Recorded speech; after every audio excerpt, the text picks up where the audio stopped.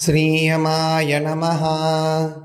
यमाय धर्मराजाय मृत्यवे शान्तकाय च वैवस्वताय कालाय सर्वभूतक्षयाय च औदुम्बराय दद्नाय नीराय परमेष्टिने वृकोदराय चित्राय चित्रगुप्ताय वै नमः।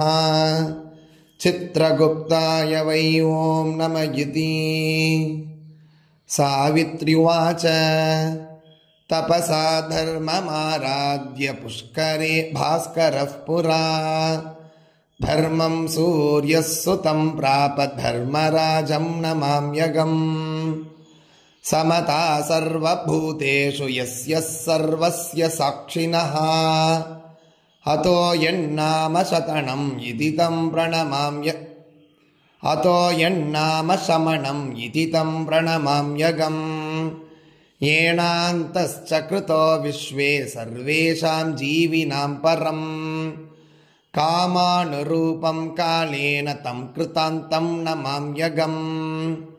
बिभर्ति दण्डं दण्डाय पापिनां शुद्धिहेतवे नमामि तं दण्डधरं यः शास्ता सर्वजीविनां विश्वं च कलयत्येव यः सर्वेषु च सन्ततम् अतीव दुर्निवार्यं च तं कालं प्रणमाम्यहम्। तपस्वी ब्रह्मनिष्ठो यः संयमी सञ्जितेन्द्रियः जीवानां कर्मफलदः तं यमं प्रणमाम्यहम्। स्वात्मा रामश्च सर्वज्ञो मित्रं पुण्यकृतं भवेत् पापिनां क्लेशदो यस्तं पुण्यमित्रं नमाम्यहम्।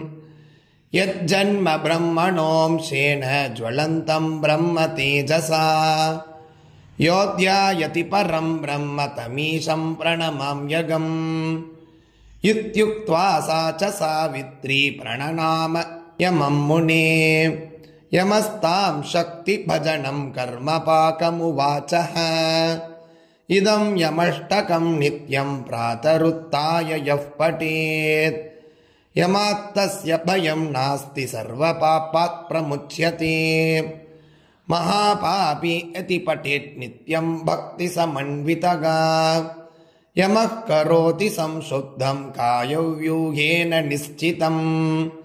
इति श्रीमद्देवी भागवते महापुराणे नवमस्कन्धे 31 अध्यायः सम्पूर्णम्।